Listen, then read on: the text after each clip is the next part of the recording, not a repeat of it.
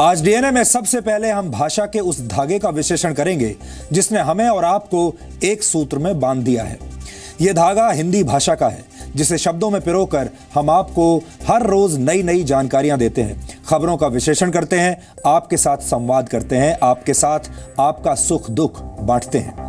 हिंदी के माध्यम से ही हम आपको और आपके परिवार को हर दिन उन सभी विषयों के बारे में बताते हैं जो आपकी जिंदगी को बेहतर बनाते हैं। हिंदी आपके और हमारे रिश्ते को मजबूत बनाती है, क्योंकि हिंदी भारत के 18 करोड़ लोगों की मातृभाषा है, जबकि 30 करोड़ लोग ऐसे हैं जो हिंदी का इस्तेमाल अपनी सेकंड लैंग्वेज के तौर पर करते हैं। यानी जो संवाद हम हिंदी में करते हैं वो भारत के करीब 48 करोड़ लोगों तक सीधे पहुंचता है। इतना ही नहीं, दुनिया के करीब 150 देश ऐसे हैं जहां हिंदी भाषी लोग रहते हैं। यानी हिंदी दुनिया की ताकतवर भाषाओं में शामिल है और इसे बोलने वालों की संख्या लगातार बढ़ रही है। लेकिन क्या आप जानते हैं कि वर्ष 2050 तक हिंदी दुनिया की सबसे शक्तिशाली भाषाओं में से एक बन जाएगी। वर्ल्ड इकोनॉमिक फोरम ने एक पावर लैंग्वेज इंडेक्स तैयार किया है। इस इंडेक्स में वो भाषाएं शामिल हैं जो वर्ष 2050 तक दुनिया की सबसे शक्तिशाली भाषाएं बन जाएंगी। अगर आप हिंदी बोलते हैं तो आपको जानकर खुशी होगी कि आपकी अपनी भाषा हिंदी भी इस रैंकिंग में टॉप 10 भाषाओं में शामिल है। वर्ष 2050 को ध्यान में रखकर तैयार किए गए इस इंडेक्स में हिंदी को 10वें नंबर पर रखा गया है, लेकिन इसमें उर्दू और हिंदी की स्थानीय बोलियों को नहीं जोड़ा गया है। अगर उर्दू और हिंदी बोलियों को भी इसमें जोड़ लिया जाए तो वर्ष 2050 तक हिंदी दुनिया की 8वीं सबसे ताकतवर भाषा बन जाएगी। फिलहाल इस रैंकिंग में अंग्रेजी पूरी दुनिया में पहले नंबर पर है। दूसरे नंबर पर मैंडरिन यानी चाइनीज भाषा है। तीसरे नंबर पर फ्रेंच और चौथे नंबर पर स्पेनिश है। 5वें नंबर पर अरबिक, 6ठे नंबर पर रशियन, 7वें पर जर्मन, 8वें नंबर पर जापानीज और 9वें नंबर पर पोर्चुगीज यानी पुर्तगाली भाषा है, जबकि हिंदी 10वें नंबर पर है। पावर लैंग्वेज इंडेक्स को 5 पैमानों के आधार पर तैयार किया गया है। पहला पैमाना है ज्योग्राफी यानी भूगोल। इसके तहत यह देखा गया कि भाषा कितने बड़े इलाके में बोली जाती है। दूसरा पैमाना है अर्थव्यवस्था, जिसके तहत अर्थव्यवस्था में भाषा के रोल का पता लगाया गया।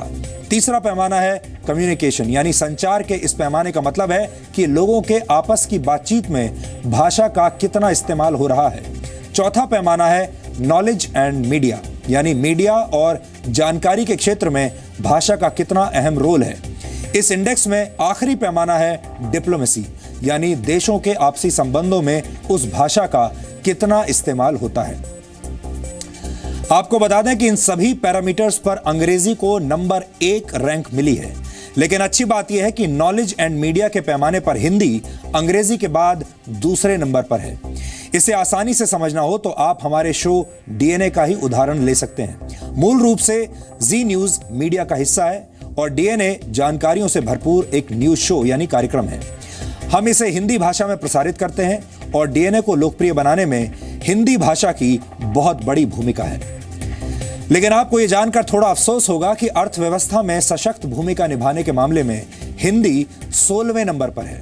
ज्योग्राफी यानी क्षेत्रफल के हिसाब से 13वें नंबर पर, कम्युनिकेशन यानी संचार के मामले में 8वें नंबर पर और कूटनीति यानी डिप्लोमेसी के मामले पर हिंदी 10वें नंबर पर है।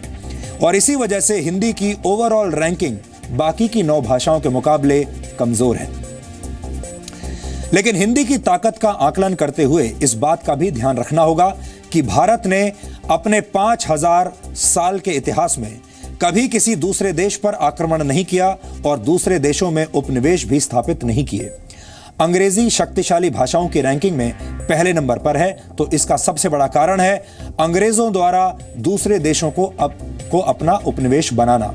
स्पेन, फ्रांस, पुर्तगाल और अरब देशों का इतिहास भी इस बात का गवाह है कि इन देशों ने दूसरे देशों पर हमले करके वहां पर अपनी भाषा और संस्कृति का प्रसार किया, जबकि भारत ने ऐसा नहीं किया। चीन इस रैंकिंग में दूसरे नंबर पर इसलिए है क्योंकि चीन दुनिया की सबसे ज्यादा आबादी वाला देश है और वहां के 140 करोड़ लोगों में से ज्यादातर चाइनीज ही बोलते और लिखते हैं। चीन में इंटरनेट और सोशल मीडिया पर भी वहां की भाषा मैंडरिन का ही इस्तेमाल किया जाता है, क्योंकि चीन में ट्विटर, फेसबुक और विकिपीडिया जैसे साइट्स पर प्रतिबंध है और वहां इन साइट्स की चाइनीज भाषा में तैयार की गई नकल का ही इस्तेमाल किया जाता है। इसीलिए हम कह रहे हैं कि हिंदी पर आपको गर्व होना चाहिए। वैसे लिखने पढ़ने की बात हो या बोलने की, देश दुनिया में हिंदी लोकप्रिय भाषा के रूप में उभर रही है। इंटरनेट से इसे एक नई ताकत मिली है। आपको जानकर शायद हैरानी होगी कि देश के डिजिटल वर्ल्ड में तो अंग्रेजी की तुलना में हिंदी सामग्री यानी कंटेंट की मांग 5 गुना ज्यादा तेजी से बढ़ रही है।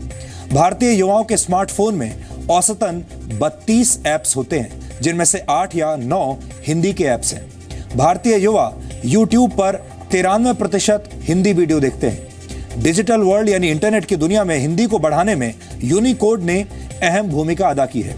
यूनिकोड एक ऐसी तकनीक होती है जो कंप्यूटर पर हर एक अक्षर के लिए एक विशेष नंबर प्रदान करता है। इससे इंटरनेट पर हिंदी के इस्तेमाल में आसानी होती है। अभी इंटरनेट पर 15 से ज्यादा हिंदी सर्च इंजन मौजूद हैं। डिजिटल मीडिया में हिंदी कंटेंट की मांग 94% की दर से बढ़ रही है, जबकि अंग्रेजी कंटेंट की मांग सिर्फ 19% की दर से बढ़ रही है। 21% भारतीय हिंदी में इंटरनेट का उपयोग करना चाहते हैं, लेकिन अभी भी हिंदी के सामने बहुत बड़ी बड़ी चुनौतियां हैं, जिनसे पार पाना आसान नहीं है। हिंदी अब भी इंटरनेट पर 10 सबसे बड़ी भाषाओं में शामिल नहीं है। सबसे बड़े सर्च इंजन गूगल की 95% सर्च सामग्री अभी भी अंग्रेजी में ही उपलब्ध है। गूगल पर बाकी 5% में हिंदी और अन्य भारतीय भाषाओं की सामग्री है और दुनिया में सिर्फ